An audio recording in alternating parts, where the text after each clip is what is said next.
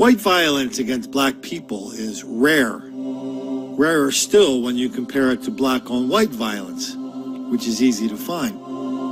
But even when it does happen, we sure as hell know about it. I mean, there was this guy down in Kentucky a few months ago. You know, he shot and killed a couple of old black people. That was major headlines in the New York Times and papers all around the country. Down in Austin, the New York Times again weighs in with the fact that, well, this lady doesn't like living in Austin because, well, white people are very, very nasty people to her down there.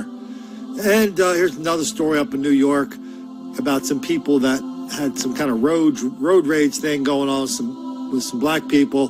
That became a major headline, major news story. It's all in the headlines. Racial slurs, white racism, blah, blah, blah. Flash forward up to Philadelphia a day or two ago, a suburb of Philly across the river in New Jersey. A couple of white girls, two white girls and a biracial girl in the parking lot. A couple of the lovely ladies come out and start, older, bigger, lovely ladies beat the crap out of them in the parking lot. The reporter can't figure out what just happened. The lovely ladies that were beating the hell out of those white girls said, "You're too comfortable. You're white. You're white. You're white. You're white." All these racial remarks being made, and the reporter's going, "Well, we really don't know what happened. Maybe it was over a parking space." Good Lord. Let's take a look at that story. A day at the mall turned violent for a group of teens in New Jersey after they were attacked, they say, by adults outside the Deptford Mall. Action News reporter John Rowland spoke to the teenagers earlier today. He joins us live in Deptford with details tonight. John. Hi, Monica. Well, the three victims, all 18 years old, have known each other for years. The incident may have been about a mall parking spot, but that's not certain. What is clear, the three say, is that the attack came from out of the blue. The older woman hit me. The older woman hit you. Hit you in straight, like, open palm, like, smack. Right across your face. Right across the face. Around the kitchen table, the three victims described what they say was several minutes of unprovoked assault Friday night. So right after she had hit Allie, I heard her say, "This getting hit too," and I had just looked over, like I was just like, what is going on? And straight, like, smacked in the face.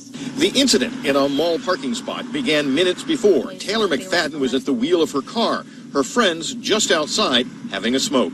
I noticed the car in my rearview mirror, like, I guess waiting for my spot. So I had my passenger window down, so I said to Allie, I said, let them know that I'm not pulling out yet so they don't have to wait. The other car parked a few slots away. But apparently two women who got out were angry. There were words, then fists. Taylor called 911 and got out to help Allie. I was like, stop, like, get off of her. And I was like trying to tell the cops, like, to just hurry up. And like someone grabbed my face and like pushed my face back, and then I got hit on the right side of my face. Basically, I'm just trying to protect my face. They're reaching around my arm, smacking me in the face. Next thing you know, the heavier, younger one kicks me with all her force in the face. All three have been diagnosed with concussions. Red marks and early bruising have dissipated. The girls say their assailants were African American. Troubling for Taylor, who is biracial, was what one attacker repeatedly said. You dumb white are way too comfortable. You white are just too comfortable. And I looked at her and I was like, ma'am, like, I'm not even white. And she was like, I'm not talking to you. Well, the girls say a number of bystanders did come to their aid. The assailants fled, but not before Taylor was able to get at least a good partial plate number on that car. It was an aging white Pontiac.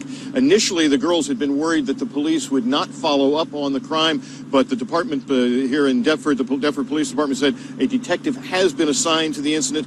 What is it going to take for these reporters to figure out there's an enormous amount of black on white hostility and violence in this country in places like Philadelphia?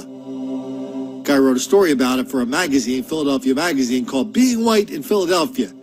Talked about how white people always had their head on a swivel, always exposed to this constant threat of black on white violence. Man, the black mayor of Philly went crazy. He threatened to send their magazine to the Philly Human Rights Commission, and they had a big meeting about it.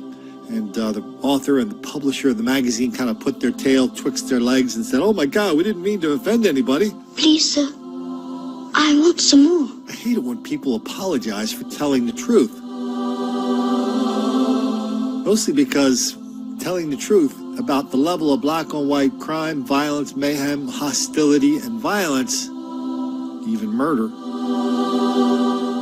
Well, that makes the black kids angry.